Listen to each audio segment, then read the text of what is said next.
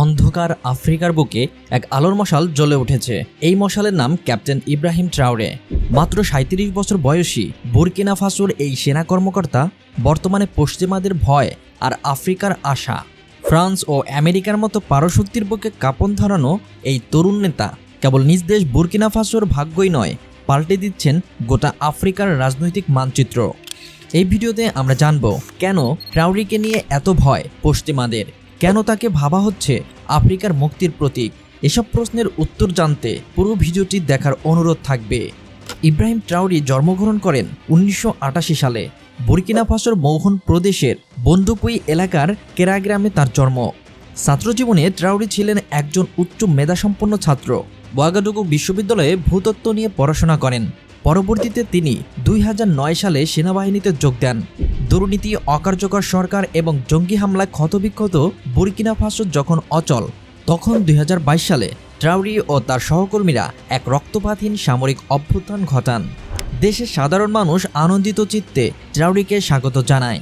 ক্ষমতায় এসেই নিজ দেশের ভাগ্য বদলে মনোনিবেশ করেন ইব্রাহিম ট্রাওরে। ফ্রান্স ছিল বুরকিনা ফাসোর দীর্ঘদিনের উপনিবেশবাদী প্রভু। দেশ স্বাধীন হলেও ফ্রেঞ্চ প্রভাব থেকে দেশটি মুক্ত হয়নি। ট্রাওরে সেই দাসত্বের শিকল সেরার সাহস দেখান।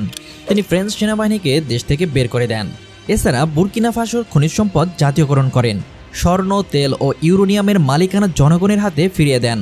বিশেষ করে স্বর্ণ রক্ষায় তিনি বলেন, আর বিদেশে পাচার নয়, আমেরিকা ও পশ্চিমাদের লুট এবার বন্ধ করতে হবে।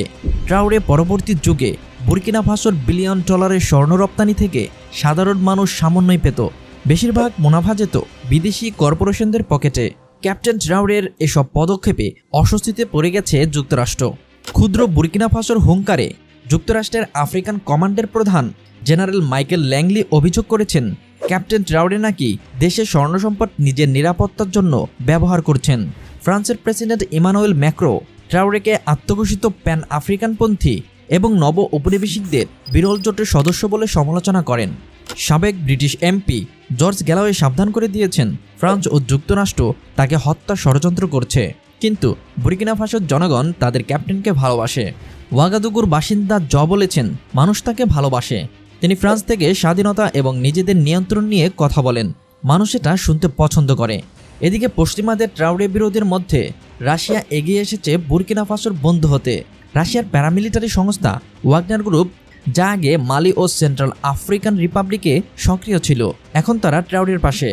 ইতোমধ্যেই Burkina Faso African north gold কোম্পানিকে স্বর্ণ খননের লাইসেন্স প্রদান করেছে।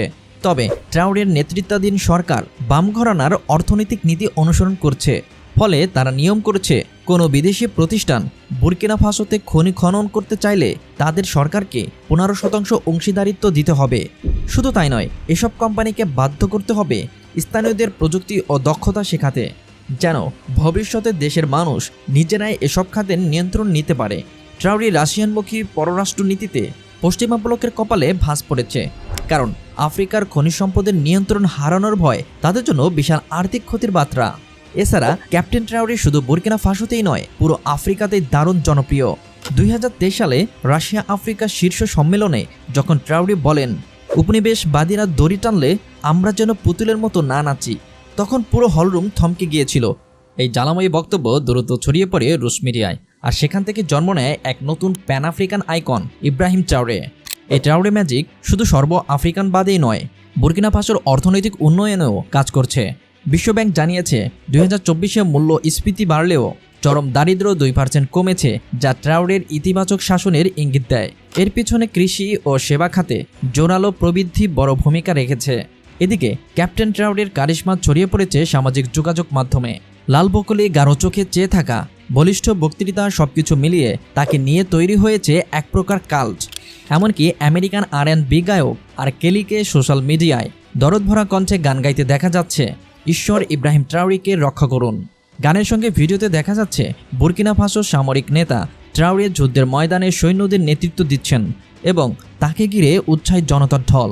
এআই নির্মিত জাল ভিডিও হওয়ার পরেও ভিডিওটি প্রায় ২০ লাখ বার দেখা হয়েছে। তবে প্রশ্ন উঠেছে, এই জনপ্রিয়তার আড়ালে কি নতুন স্বৈরতন্ত্র জন্ম নিচ্ছে?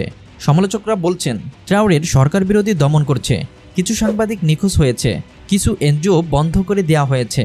ট্রাউরের সমালোচকদের, বিশেষ করে চিকিৎসক ও বিচারক সহ অনেকে যুদ্ধে পাঠানো হচ্ছে শাস্তি হিসেবে, যা নিয়ে সমালোচনা আছে। সত্যি ট্রাউরে হিরো না ভিলেন তা সময়ই বলবে, কিন্তু একথা অস্বীকার করার উপায় নেই। তিনি পশ্চিমাদের জন্য এখন সবচেয়ে বড় আতঙ্ক।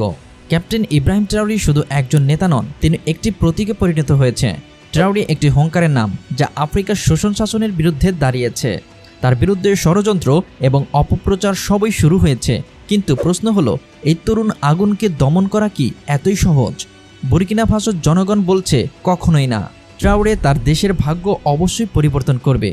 সাহসী সৈনিক ইব্রাহিম ট্রাউরিকে নিয়ে আজকের এই এপিসোডটি কেমন লেগেছে তা কমেন্টে জানানোর অনুরোধ থাকবে। ভিডিওটি ভালো লাগলে চ্যানেলটি সাবস্ক্রাইব করে আমাদের সাথে থাকুন।